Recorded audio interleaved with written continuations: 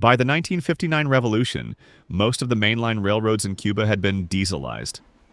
What was remarkable, however, is that sugar mills continued operating steam locomotives well into the late 20th century. These mill-owned steam engines regularly ran over mainline track to reach distant cane fields.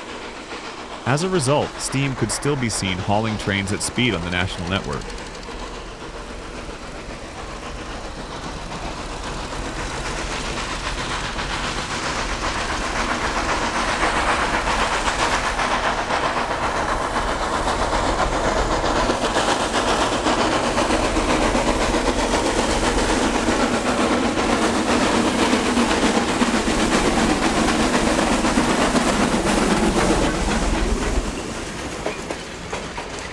One such mill was Marcelo Salado, a major sugar mill located on Cuba's north coast in the town of Caibarien, in the province of Villa Clara.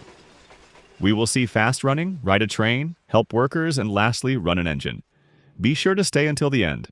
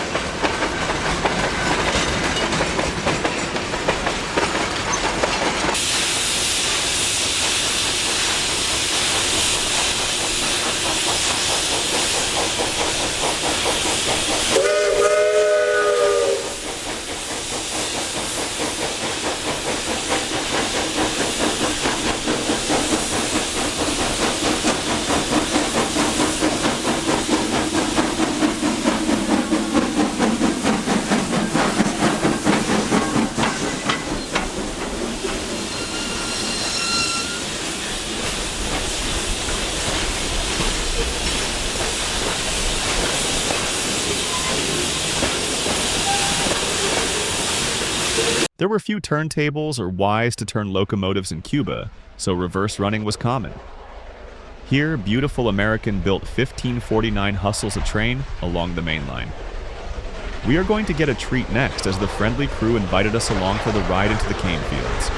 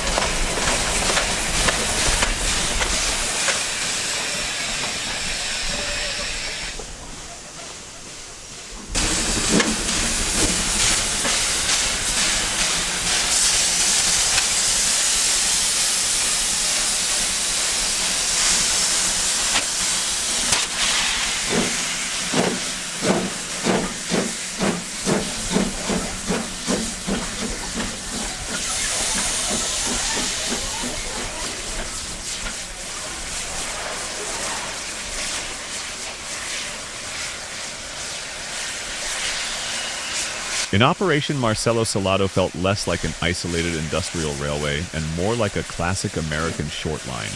Large, beautifully maintained American-built steam locomotives ran at speed over mainline tracks to reach distant cane reloads and collection points. The adjacent highway even allowed for pacing between the mill at Cuban and outlying branches, an experience that felt remarkably familiar to North American rail fans.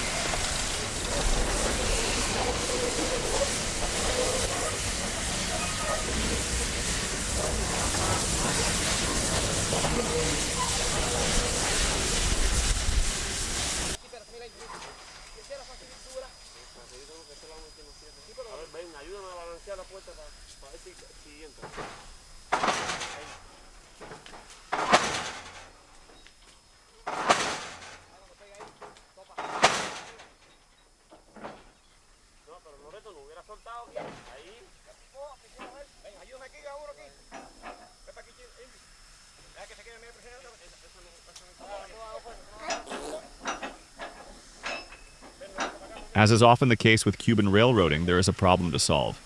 These cane slats would not close properly, so a little extra help from an American was appreciated.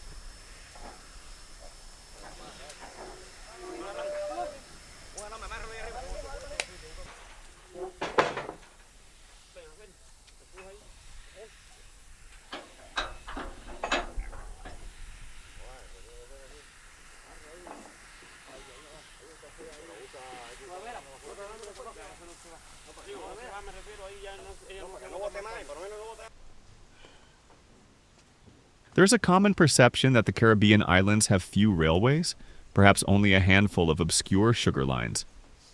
Yet a look at a 1990s timetable of Ferrocarriles de Cuba reveals packed pages of trains. Far from being marginal, Cuba's railway system was extensive and active. Cuban railway stations themselves are often strikingly handsome and surprisingly well maintained. Outside, it was not uncommon to find horse-drawn carriages waiting alongside aging American automobiles serving as taxis. Timeless scenes that made the experience feel less like preservation and more like living history.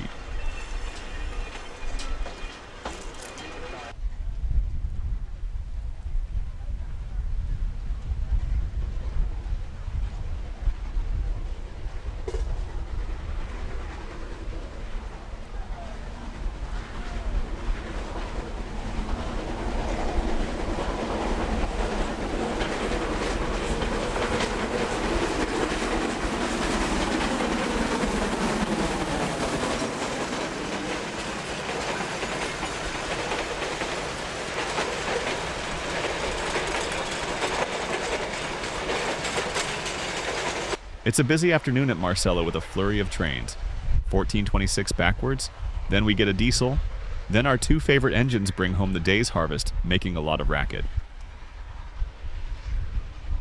Unlike many Cuban mills, Marcelo Salado operated on standard gauge, and it was regarded as one of the largest and most modern sugar complexes in the country. Its railway system was notable not only for its scale, but for its unusually well-maintained trackage, which at times incorporated sections of the local Ferrocarriles de Cuba line.